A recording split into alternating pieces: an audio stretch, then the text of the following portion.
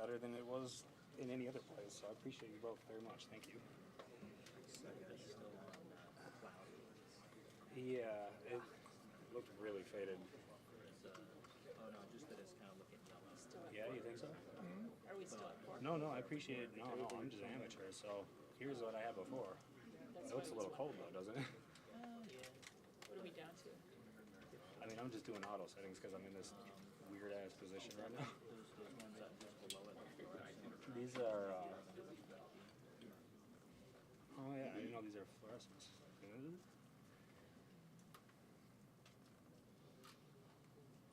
like warm white. Yeah. What you want. Warm white. Whichever one looks good to you. Warm white. Yeah, that one. Yeah. It might look a little cool, but I think it's probably closer to what it actually looks like in here. I think this gets more flesh tones. I mean, just conversationally. Yeah, I'm not in charge. No, it's just funny that it's backwards from what I would expect. I'll roll with it. I prefer warmer colors.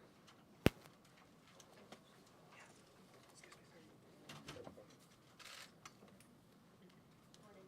We're going to get started in about 2 minutes.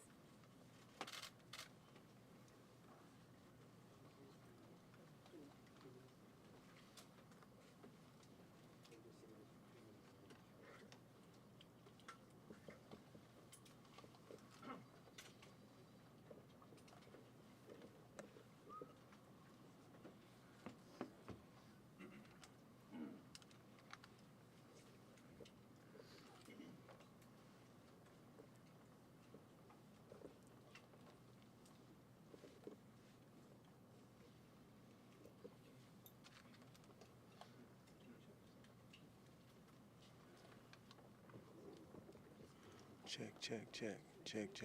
Testing 1 2 3. Testing 1 2 3.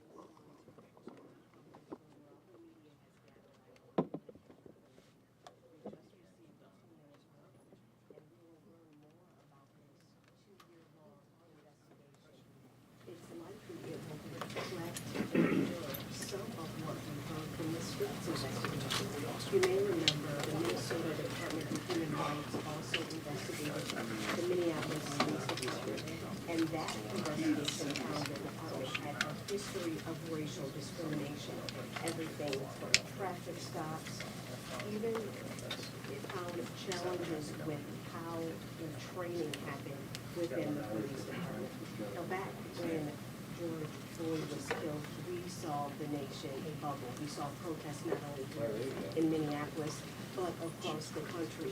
And for those who live here, Minnesotans, especially folks who live here in Minneapolis, what we saw on a national stage is what folks in this community had witnessed for years. And so we will find and see some of the findings from this, not only from Derek Chauvin, but a list of others, including Mayor Jacob Frye and the Chief of Police, Brian O'Hara. Excuse me, it's important to underscore, he was not the Chief of Police at the time George Floyd was killed. Well,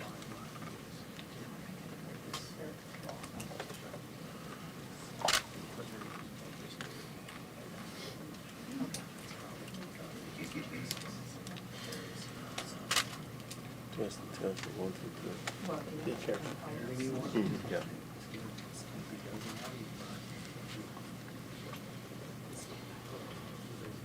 Is it 45F4?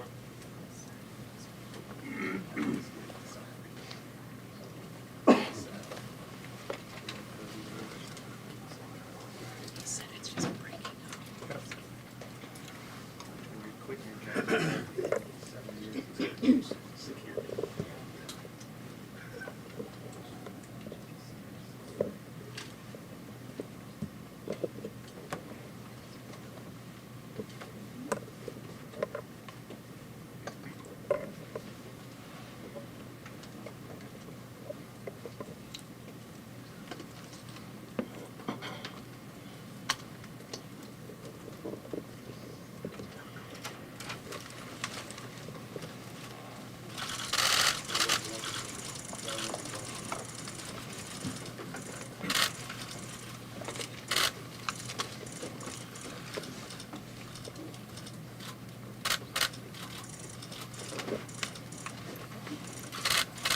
Good morning, everyone. Here with me today are Associate Attorney General Anita Gupta, Assistant Attorney General for Civil Rights Kristen Clark, and First Assistant United States Attorney Ann Bilson. I also want to acknowledge Mayor Jacob Fry, Council President Andrea Jenkins, Community Safety Commissioner Cedric Alexander, and Police Chief Brian O'Hara. Thank you all for joining us today. On May 25th, 2020, George Floyd was killed at the hands of a law enforcement officer who was sworn to protect him. As Mr. Floyd died, other officers failed to intervene.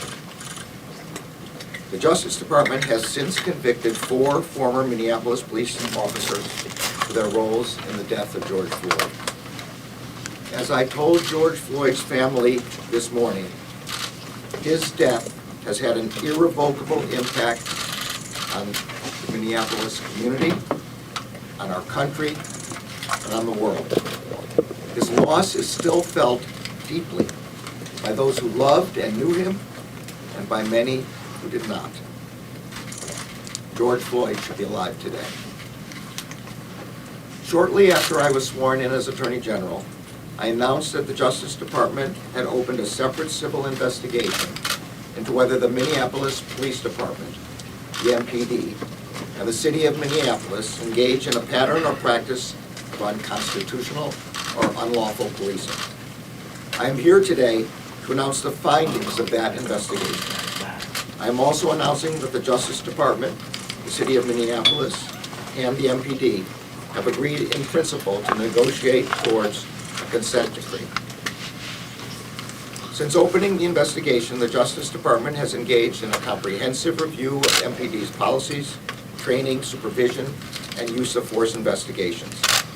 Our review focused on MPD as a whole, not on the actions of any individual officer. We observed many MPD officers who did their difficult work with professionalism, courage, and respect. But the patterns and practices we observed made what happened to George Floyd possible. As one city leader told us, quote, "These systemic issues didn't just occur on May 25th, 2020. There were instances like that that were being reported by the community long before that." The Department of Justice has concluded that there is reasonable cause to believe that the Minneapolis Police Department and the City of Minneapolis engaged in a pattern or practice of conduct that violates the First and Fourth Amendments of the United States Constitution. There is also reasonable cause to believe that they engage in conduct that violates Title VI of the Civil Rights Act of 1964, the Safe Streets Act, and the Americans with Disabilities Act. Specifically, we found that MPD and the City of Minneapolis engages in a pattern or practice of using excessive force, unlawfully discriminating against Black and Native American people in enforcement activities, violating the rights of people engaged in protected speech, and discriminating against people with behavioral disabilities and responding to them when responding to them in crisis. I will discuss each finding in somewhat greater detail. First, we found that the Minneapolis Police Department routinely uses excessive force, often when no force is necessary, including unjust, deadly force and unreasonable use of tasers. MPD officers discharge firearms at people without assessing whether the person presents any threat, let alone a threat that would justify deadly force. For example, in 2017, an MPD officer shot and killed an unarmed woman who he said had, quote, spooked him when she approached his squad car. The woman had called 911, to report a possible sexual assault in a nearby alley. We also found that MPD officers routinely disregard the safety of people in their custody. Our review found numerous incidents in which MPD officers responded to a person's statement that they could not breathe with the version of, "You can breathe, you're talking right now." We also found that MPD officers failed to intervene to prevent unreasonable use of force by other officers. Indeed, as outlined in our report, Years before he killed George Floyd, Derek Chauvin used excessive force on other occasions in which multiple MPD officers stood by and did not stop it. Second, we found that MPD unlawfully discriminates against Black and Native American people in its enforcement activities, including the use of force following stops. Based on our review of the data, MPD officers stop, search, and then use force against people who are Black and Native American at disproportionate rates. The data showed, for example, that MPD stopped Black and Native American people nearly 6 times more often than white people in situations that did not result in arrest or citation, given their shares of the population. We found several incidents in which MPD officers were not held accountable for racist conduct until there was a public outcry. For example, after MPD officers stopped a car carrying 4 Somali American teens, one officer told the teens, quote, "Do you remember what happened in Black Hawk Down when we killed a bunch of your folk? I'm proud of that. We didn't finish the job over there. If we had, you guys wouldn't be over here right now." As everyone no doubt knows, this is a reference to the 1990s raid by American Special Forces in Mogadishu. Such conduct is deeply disturbing, and it erodes the community's trust in law enforcement. Third, we found that MPD violates the rights of people engaged in protected speech, including by retaliating against protesters as well as members of the press. For example, on May 30th, 2020, MPD officers encountered journalists who were sheltering at a gas station. One officer approached a journalist who was filming while holding up his press credential and shouting, "I'm press." The officer forcefully pushed the journalist's head to the pavement, and when the journalist held up his press credential again, an MPD sergeant pepper sprayed him in the face and walked away. Fourth, we found that MPD, along with the city, discriminates against people with behavioral health disabilities when responding to calls for assistance. Assistant Attorney General Clark will discuss these findings in further detail. To the credit of MPD and city leaders, some important changes have already been instituted. Those include prohibiting all types of neck restraints and banning no-knock search warrants. But as the report outlines, there is more work to be done. The Justice Department is recommending 28 remedial measures that provide a starting framework to improve public safety, build community trust, and comply with the Constitution and federal law.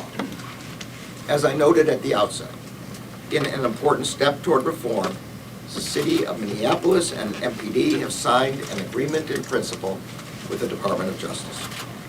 This agreement commits the city and MPD to work with the Justice Department, the community, police officers, and other stakeholders to address the problems that we have identified. And this agreement commits all parties to the negotiation to negotiate a legally binding consent decree with an independent monitor. We are grateful to city and MPD leaders for their shared commitment to addressing these deep-seated challenges. I also want to take this opportunity to address the officers of the Minneapolis Police Department. Your profession is essential. The work you do on a daily basis is extremely difficult and often very dangerous. Your responsibilities are enormous and could not be more important. You are asked to keep your community safe, to uphold the rule of law, and to ensure equal justice under law. For you to succeed, your police department must provide you with clear policies and consistent training that explain and reinforce constitutional boundaries and responsibilities. It must give you the support you need to do your jobs safely and effectively. And its supervisors and chain of command must enable you to achieve the highest professional standards. This agreement is an important step forward toward providing you with the support and resources you need to do your job effectively and lawfully. And finally, to the people of Minneapolis, thank you for your partnership throughout our review process. During the investigation, the Justice Department met with many community members, including people who had had encounters with police, religious leaders, advocates, and many others who want a police department that serves them better. We also met with the families of people who died or suffered grave injuries during encounters with MPD officers. Thank you for sharing your experiences with us. We could not have completed this investigation without your contributions. Please continue to engage in these issues in the months ahead. Your involvement is critical to our success. And finally, to the career staff of the Civil Rights Division of the United States Department of Justice and the U.S. Attorney's Office for the District of Columbia, who conducted this investigation. Thank you for your work, which will make Minneapolis a better place for all of its residents. Today, we have completed our investigation, but this is only the first step. We look forward to working with the city and MPD to achieve meaningful and durable reform. I am now pleased to turn this over to Associate Attorney General Benita Gupta. Thank you, Attorney General Garland. I want to thank the city and MPD for their cooperation with our investigation. And I want to express my sincere gratitude to the many, many community members who shared their experiences with us during the investigation. We opened this investigation following the tragic murder of George Floyd 3 years ago. And what we found is a pattern of practice of unlawful conduct that has compromised MPD's ability to serve and protect the people of Minneapolis. The findings laid out in today's report are troubling. I know this community is still hurting, and in today's announcement may also open up old wounds. There is nothing that I can say today that will undo the wrongs of the past, but I can tell you the Justice Department is committed to working with Minneapolis on a path forward to constitutional policing and stronger police community trust. I want to acknowledge that the city and MPD have made some important changes already. They didn't wait for this report to start the reform process. I'm also pleased that the Justice Department and the city have reached an agreement in principle in which we commit to negotiate a court-enforceable, independently monitored consent decree to be filed in federal court. Through this agreement, the city and MPD have shown their commitment to moving expeditiously on reforms aimed at remedying the problems that we've identified, and I commend them for taking this step. The consent decree will provide a pathway to lasting change in Minneapolis. In negotiating and developing the decree, we will seek input from community members, police officers, and city employees. The consent decree will require a transparent reform process, so all of you can see evidence of change and evaluate progress for yourselves. Through decades of experience, we have learned, and I have seen firsthand, that consent decrees can lead to real and lasting change. Most recently, our approach has led to significant improvements in Seattle, Albuquerque, and Baltimore, including notable declines in use of force. But consent decrees are not the only tool to achieve constitutional policing. The department also supports communities and law enforcement agencies through grant programs and technical assistance. For example, we fund public safety and behavioral health partnerships aimed at reducing justice system involvement and diverting individuals with mental health or substance use disorders to treatment. Our grant funds are supporting the Minneapolis Behavioral Health and Wellness Clinic, which serves as a crisis stabilization and drop-off center for law enforcement officers to help divert individuals to care and away from arrest. Before I close, I want to address the city settlement agreement with the Minnesota Department of Human Rights. The Justice Department's investigation is separate and independent from the MDHR investigation. MDHR investigated whether the city and MPD engaged in systemic discriminatory practices in violation of state law. In our investigation, we identified racial discrimination in violations of federal law. In addition, we investigated allegations of discrimination against people with disabilities, the use of excessive force, and the police response to those involved in expressive activities, including members of the media. As I said earlier, we expect that we will negotiate a federal consent decree enforceable in federal court. MDHR's court enforceable agreement with the city has been filed in state court. We commit to working collaboratively with MDHR and the city with the shared goal of creating meaningful and sustainable reform for the people of Minneapolis. To the men and women of MPD, we recognize the challenges you face, the difficulties of your job here and across the country. We know that police officers risk their lives every day in the line of duty, and we know that the city and your command staff owe you the support and clear policies and training. And we know that you need the public's trust to do your jobs effectively and keep your community safe.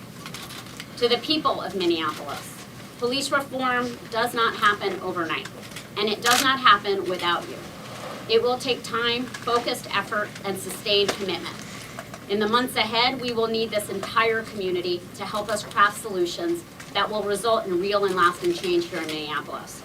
Together, we can build a Minneapolis that protects the rights, safety, and dignity of all. I will now welcome Assistant Attorney General Kristen Clark to discuss the findings of our investigation in greater detail. Good morning. My name is Kristen Clark. I'm the Assistant Attorney General for the Civil Rights Division at the U.S. Department of Justice. At the heart of many of the protests that unfolded in this city and across the nation was a call for constitutional, fair, and non-discriminatory policing and respect for people's civil rights. Today, we're here to take an important step toward answering that call and committing to the task of building out a core feature of American democracy, an effective, accountable police department that ensures respect for constitutional rights, garners public trust, and keeps people safe. I want to provide further details about the findings of our civil rights investigation that the Attorney General just announced. First, we found that the Minneapolis Police Department uses excessive force, both lethal, both deadly and less lethal. We reviewed MPD's 19 police shootings and 1 in-custody death from January 1st of 2016 to August 16th of 2022. Many of these incidents were unconstitutional uses of deadly force. We found that officers used deadly force without probable cause to believe that there was an immediate threat of serious physical harm to the officer or another person. In one example, an off-duty officer fired his gun at a car containing 6 people within 3 seconds of getting out of his squad car. Neck restraints are lethal force, and we found that MPD officers often use neck restraints without warning on people suspected of only minor offenses and on people who posed no threat. We also reviewed less lethal uses of force, tasers, bodily force, and pepper spray. MPD officers' use of tasers often is inconsistent with MPD's own policy and occurs without warning. For example, officers sometimes use multiple successive taser applications without reassessing the need for further activations, which can be dangerous. They also use tasers for minor offenses on kids and on people known to have behavioral health issues.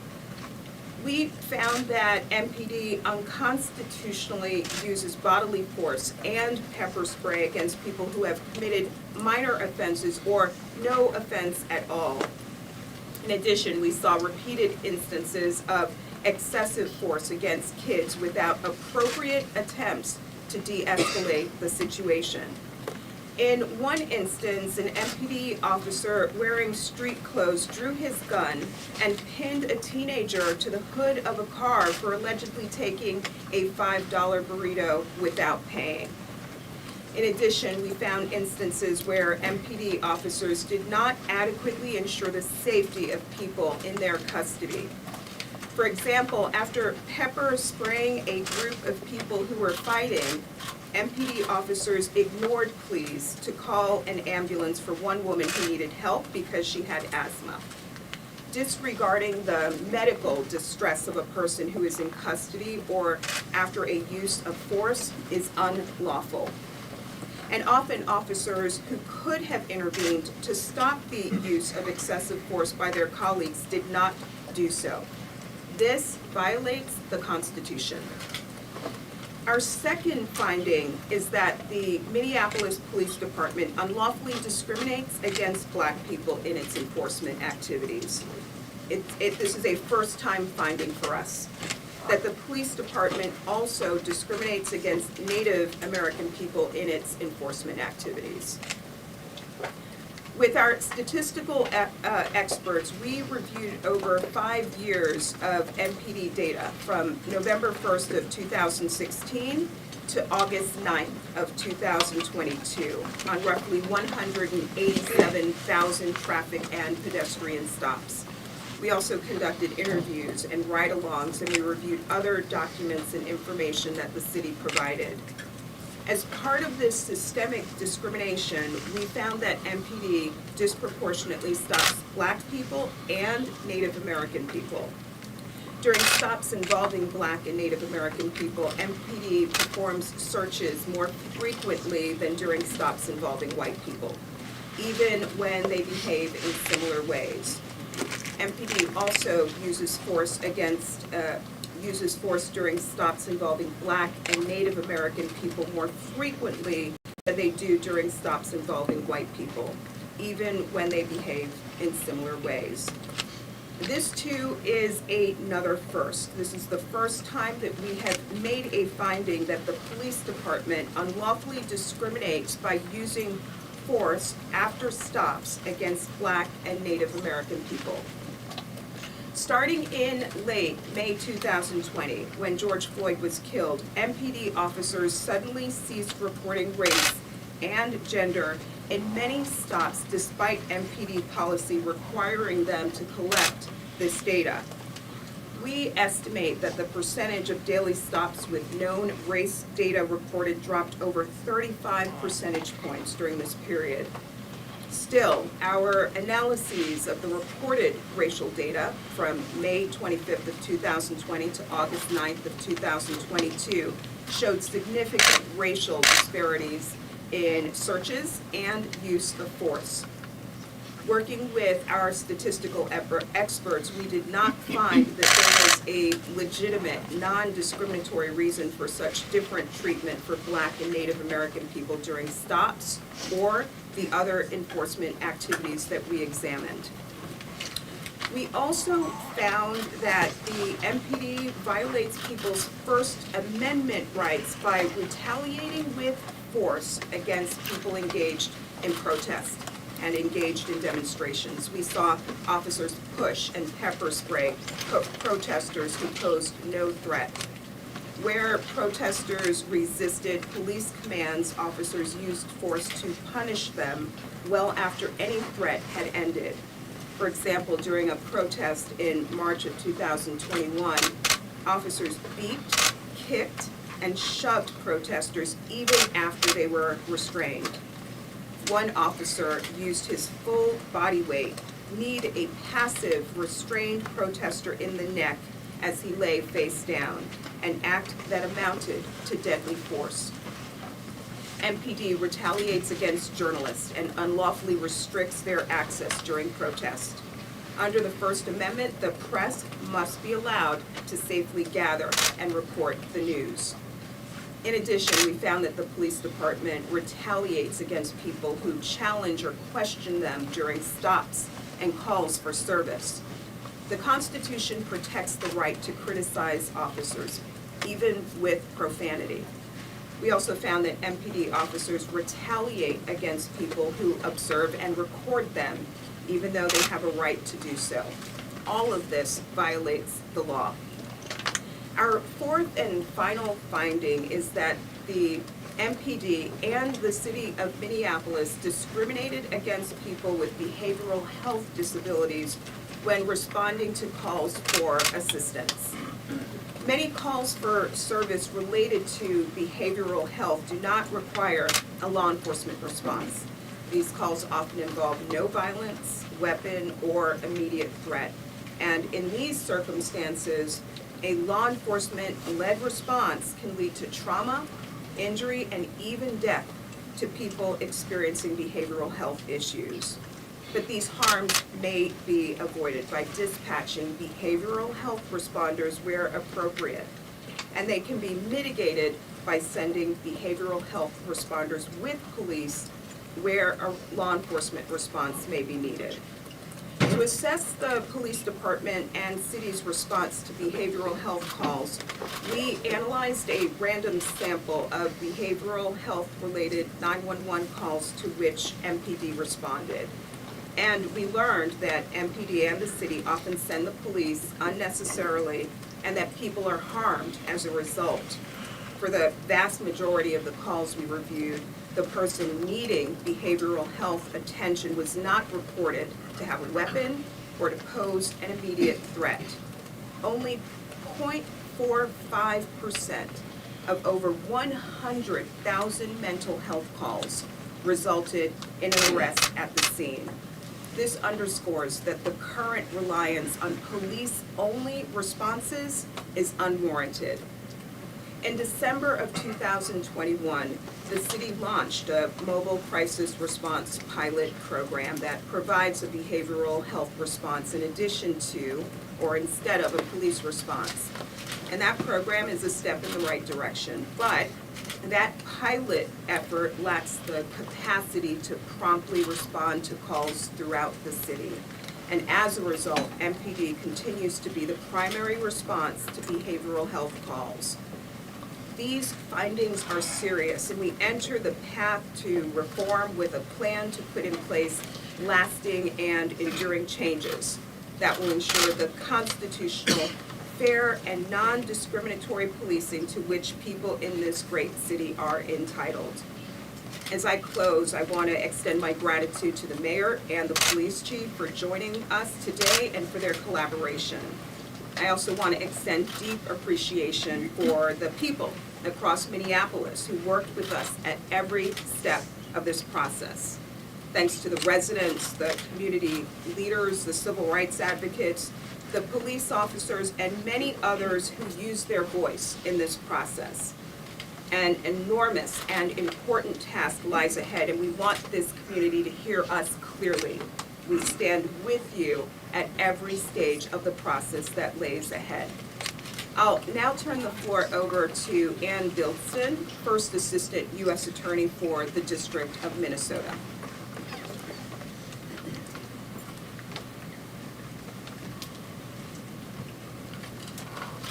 Good morning. Thank you, Assistant Attorney General Clerk. My name is Ann Dilson, and I'm the First Assistant U.S. Attorney here at the U.S. Attorney's Office in Minneapolis. I am honored to stand here today with our department leadership. Their presence in our city reflects the deep importance of this matter to the department, both now and in the future. And I'm thankful for their strong leadership. While the world watched the tragic events in Minneapolis, those events devastated our community. In Minneapolis, we reached a tipping point long in the making and born of a flawed system, but also irrefutable. And now, on this day, we are at a turning point. And there is the hope of change through justice. Following a thorough Department of Justice investigation, we have the resolve, the right people at the table, and the legal foundation to make fair and lawful policing a reality for our entire community. Change will not happen in an instant, it will be a progression. But I believe it can and will happen. We have important factors in our favor. First, we have an engaged community. During our investigation, we heard from over 2,000 community members and local organizations. Their input was critical. It will continue to be so as we travel the path of change. Second, the city of Minneapolis' leaders support reform and will work with us to achieve it. Third, the civil rights laws will enforce change. Specifically, following a period of negotiation with the city and continued community input, a court enforceable consent decree will underpin this process. I would like to extend this office's thanks to our community. We care deeply about your experiences, concerns, and ideas for change. As this process unfolds, you will continue to have the opportunity for input throughout it. You are key to the success of this endeavor. Thank you to the Department of Justice team that devoted themselves to this investigation, including those from the Civil Division of the U.S. Attorney's Office for the District of Minnesota. Their hard work and commitment is evident in the findings report. We will remain closely involved in this matter as we pursue remedies based on our findings. This office relies on the work of law enforcement, and we value those relationships. But we will act where unconstitutional and illegal policing occurs. Doing so helps ensure that our communities are truly safe and that our police forces are sound and respected. Thank you to the city for its cooperation with our investigation and commitment to change as we move forward. We appreciate our relationships with city leaders and look forward to joining them to bring change to policing in Minneapolis. I would now like to welcome to the podium Minneapolis Mayor Jacob Frey.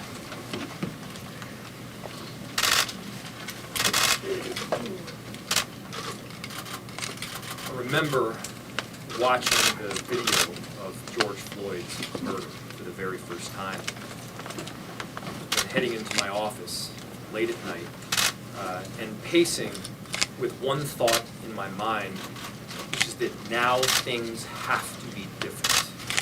Now things have to change. And at every level of government and across our city, we understand that change is non-negotiable. Progress can be painful, and the obstacles can be great. But we haven't let up in the 3 years since the murder of George Floyd. And today, it marks a new chapter in the history of public safety in Minneapolis. And I'll tell you, we do see action in motion today. To take real action, we first have to acknowledge where we've been, the pain we've caused, and to take a hard look at the specifics that need to be changed. And the facts that show the story of our past.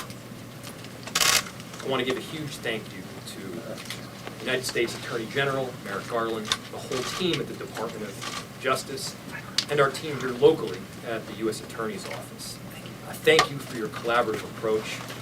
Thank you also for a report that is thoughtful, is deliberate, is objective, and is thorough. We are going to use these findings to better policing in the city of Minneapolis.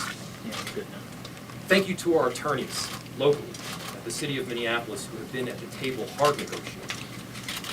Kristen Anderson, Sarah Lathrop, and Yvette McGee-Brown have worked tirelessly. I also want to thank our Commissioner of Community Safety, Cedric Alexander, and our Chief of Police, Brian O'Hara. I know that through your leadership, we will see the change in our community, in our city that so many people are demanding. And that change, it has been now more than 3 years in the making. Now, we haven't been just waiting and sitting on our hands to see through change. We've wholeheartedly shifted our form of government. We've added an Office of Community Safety to provide an integrated approach. We've made sure that in addition to policing, we can also have alternative approaches that don't require a police officer with a gun, and we want to double down on that work even further. We hired a new commissioner, a new police chief, a new city attorney. We're doubling down on violence prevention work even further, and we want to extend and enhance safety beyond policing. And still the question that I often get from neighbors in our city is, what does success look like? What does the path forward look like? What does it ultimately look like when we have fair and just policing in Minneapolis? our success won't be relegated to a report. It won't be relegated to compliance figures or a judge's signature. Our success will be defined by the people of Minneapolis feeling safe, in fact, feeling safer when interacting with police in our city. We are not going to stop until every single person in every single neighborhood and zip code feels safe interacting with the police. That's regardless of their background, regardless of the neighborhood that they call home. We need them to feel safer in interacting with a police officer, knowing that that officer is guided by commitments to justice. The data and the facts the DOJ has presented in these findings are aligned with what communities of color have been telling us now for many years, in fact, generations. Since May of 2020, we've been facing this reality on a daily basis, and while I do believe that we've made progress, the truth is that we still have a whole lot of work to do. We're leaning into that work. And the truth is that we needed this help. We needed this partnership with the Department of Justice to further embed the policy shifts that we've made. And as I've said before, change, it doesn't just happen on paper. We can pass all the policy we want, but until every single supervisor, every single rank and file officer understands the policy that's in place, is trained in on that policy, and is held accountable when the expectations and the values that we expect are not met, until those things happen, we aren't there yet. The success I talked about earlier, that will be fulfilled when we see a true culture shift within the Minneapolis Police Department. I'm committed to this work. Our police department, our chief, is committed to this work. Our city enterprise is committed to this work. From our commissioner to our chief to rank and file, we are ready to give Minneapolis residents reason to believe that change is in fact happening. Change they can see and change that they can feel, not on a piece of paper, but in every single interaction that they have. To the officers who have stuck around, thank you. I know you're committed to this work. I believe you are ready for change too. You're here for the right reasons, to protect and serve our community with respect and dignity. This work happens in partnership. I'm optimistic that over the next several years, and yes, this will take several years, that Minneapolis will be the city that the nation looks to for constitutional and trustworthy policing. And I'm looking forward to partnering with the DOJ in this process. This work is foundational to the very health of our city. We have the power here to effect lasting change, to effect generational change, and we embrace that.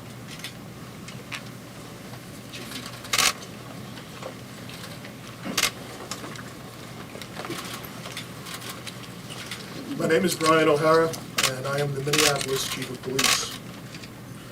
Attorney General Garland, we are incredibly thankful for the deep dive assessment that the United States Department of Justice has done on behalf of the people of Minneapolis and the Minneapolis Police Department. We acknowledge the pain, anger, frustration, fear, and sense of vulnerability that many people in our community have endured. I am here today on behalf of the MPD to affirm our commitment to moving forward together. It is our time to lead, to heal, rebuild, and create the kind of police department that every Minneapolis resident deserves. Know that the good people of the MPD are deeply committed to making it the best police department in the nation. But we will only be able to do that with the support of our entire community. When I became the police chief, I pledged to work hand in hand with all of our partners to rebuild bridges of trust and safety in Minneapolis. That work started the day I became chief, and it will continue in earnest until the MPD fully reflects the constitutional, fair, and just system of policing services the people of Minneapolis deserve. I have been through this before. I know what good constitutional policing looks like. And I trust that the experience I have gained from my years in Newark, leading police and earning the trust of many in community through the implementation of reforms under a federal consent decree there, will help ensure that the MPD will be successful at making change real here. Our goal is to move forward together and ensure that we provide the best possible policing services for all members of our community. I promise you today that our department will be transparent and will provide an ongoing accounting of our successes as well as our challenges, while at the same time continuing our dedicated efforts to keep all people of Minneapolis safe and secure today and tomorrow. It's a tall order, but one that I strongly believe we can achieve together. We will change the narrative around policing in this city. Out of the darkness and trauma our residents and our police officers have experienced over the last 3 years, we will emerge as a beacon of light for the rest of the world. I have great faith in the resilience of the MPD and in the character of our community. As we move through this process together, we will continue to heal and we will rebuild stronger. At the end of this process, our city will be safer, and the police and all communities of this city will be more united than ever before.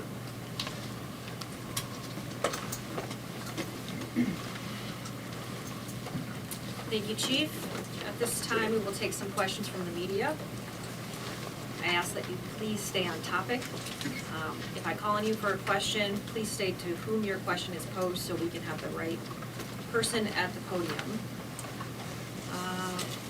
Stephen Montemayor from the Star Tribune, please.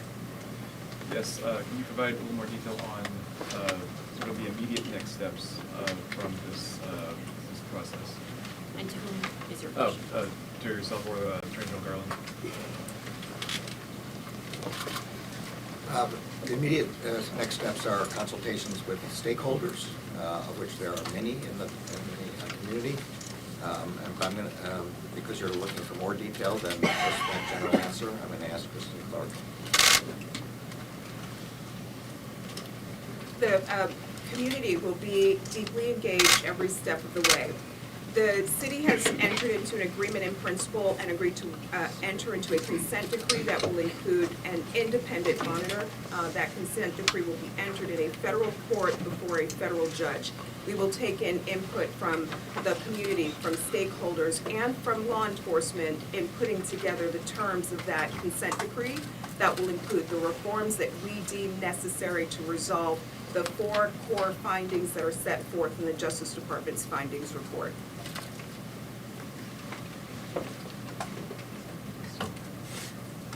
Next question, Pierre Thomas from ABC.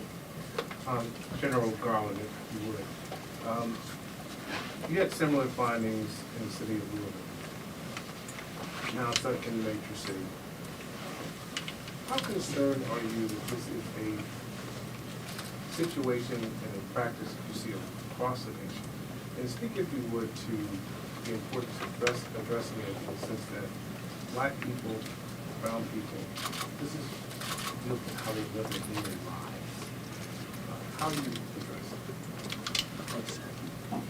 Every person in the United States must be able to go about their daily lives without concern that they will be affected by unconstitutional policing, particularly unconstitutional force. That's what a democracy is about. People can participate in civic life, free of interference from the state, as long as they are behaving lawfully. We saw here in Minneapolis, and what we saw in the report is heartbreaking. And I think everybody in Minneapolis realizes that. A core function of the Justice Department and a core priority during my tenure as Attorney General is enforcement of the civil rights laws and of the Constitution. That's why we did this investigation. This was, I think, one of the first things I announced when I became Attorney General. It's why we did it in Louisville, why we did it in Phoenix, why we did it in other places. It's why we bring criminal cases where officers commit unconstitutional violations of the law. And it's why, as Associate Attorney General Gupta pointed out, we provide training and funds so that police departments can learn and ensure constitutional police. This is the job of the Justice Department to do this, and we will continue with unrelentingly and with vigor. And Chief, if I would, how do you get your officers to look at people of color as citizens first and not suspects? Well, I think, the reality is the issues here that we are trying to address are problems not just in policing, but in the justice system as a whole, and in larger society as a whole in the United States. And that's a very complicated, complex problem to address. But I look at this not as a list of reforms that have to be done, that we're just going to check off one after the other and try and be done with this.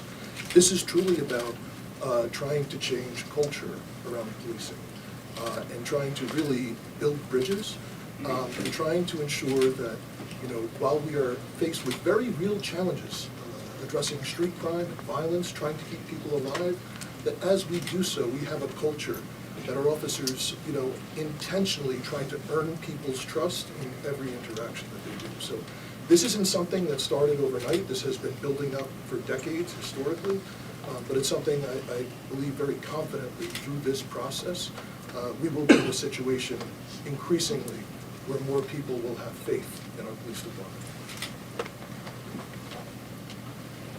Tricia Ahmed from the Associated Press. We'll move to Lou Raguse from Care 11. For any of the DOJ officials, I'm wondering if you could give us as specific as you can on a timeline on how long generally the negotiation takes before the consent decree is signed. Once it is signed, how long does it stay in place, and how do you know when it can be lifted? I can start with a response to that question. We can't give you an exact amount of time that it will take to negotiate the consent decree. It could take a number of months, and even up to a year or more, depending on how the negotiations go. We want to do it as efficiently as possible, obviously. In terms of how long it will last, that will be part of the negotiation.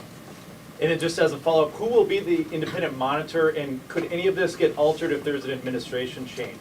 The choice of the independent monitor will be under consideration, and we expect that will be done relatively quickly.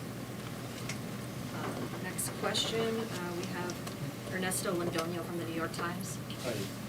Thanks so much. This is a question for the mayor and the police chief.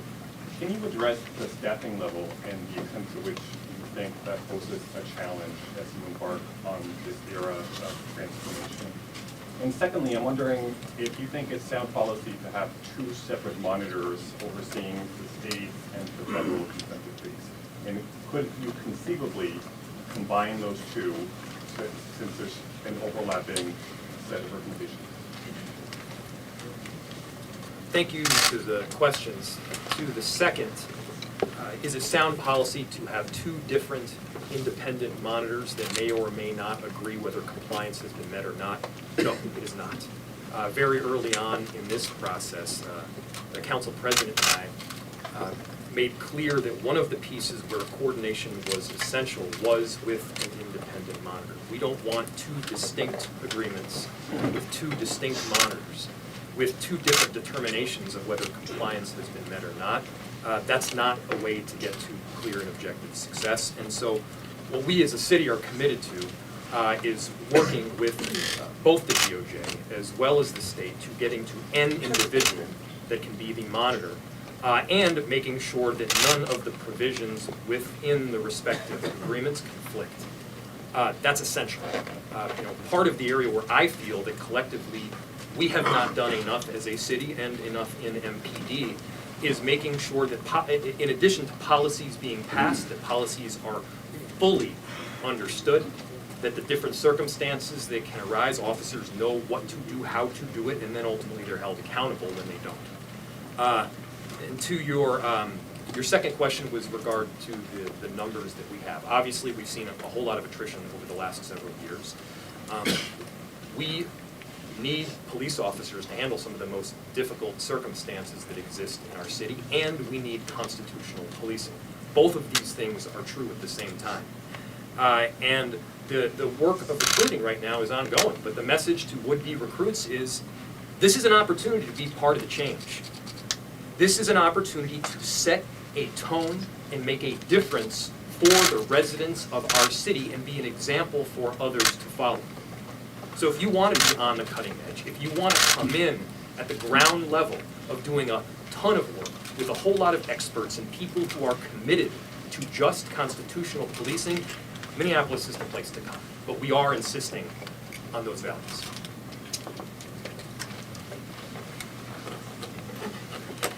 Just to add to what the mayor said, obviously, the MPD has lost hundreds of officers over the last 3 years. And just like all of the residents of the city of Minneapolis, the officers who remain have experienced a whole lot of trauma. And the reality is, this is an incredibly difficult job to be a police officer in this city at this time.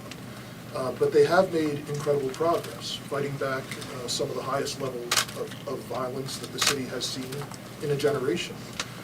And I have seen already just anecdotal information from people coming through the process, from an increase in application, that yes, there is a word starting to get out, both in community, in the applicants that we see, that people are beginning to be excited about what is happening in Minneapolis. And I know there's a very, very strong desire from everyone in Minneapolis, as well as in the police department, to have progress.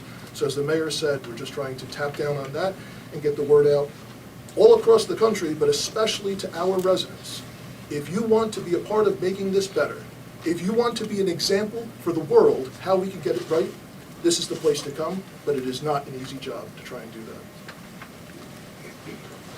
Just very briefly, I want to observe that the United States findings include real and unique concerns under the First Amendment and the Americans with Disabilities Act. These issues sweep beyond the scope of the MDHR report and are issues of federal and constitutional concern that we'll endeavor to resolve through our consent decree. Thank you. This concludes our remarks today. I do want to note that the Justice Department will hold a virtual presentation on the findings tonight at 5 p.m. Members of the public are encouraged to attend and learn more about the findings. We will post the link to this on our social media and website. Thank you all for coming today. I'm sorry, what About happens the if there press, is an the administrative press that's here. What about the change? press that's here? The independent press. Yes. The independent press. What about the independent press? Any independent press can say anything. It's just tomfoolery. Hello? This is just what happens. We come and people from all over make a statement and we get to say nothing, and we're right here dealing with the trauma.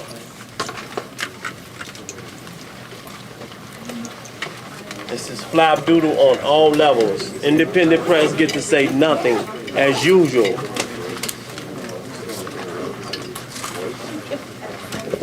This concludes the tomfoolery meeting as usual. Independent press is always left out. Here's what's happening in your neck of the hood.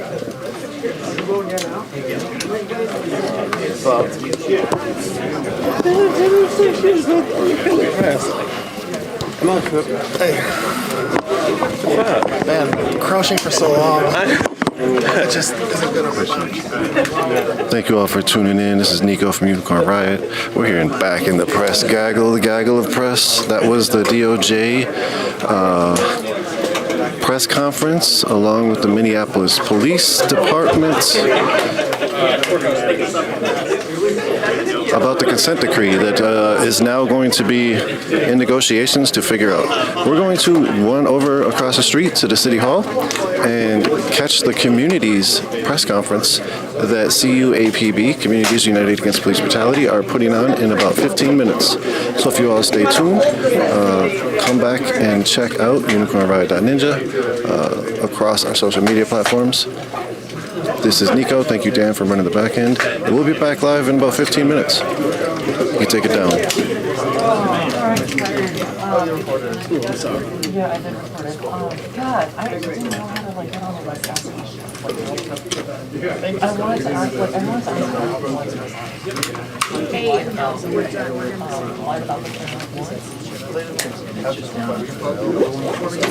I'm actually about to move this so I can. Yeah, I don't know how to get on that fucking. Right when you go outside. Nobody. Where is it? Okay, I'll be there.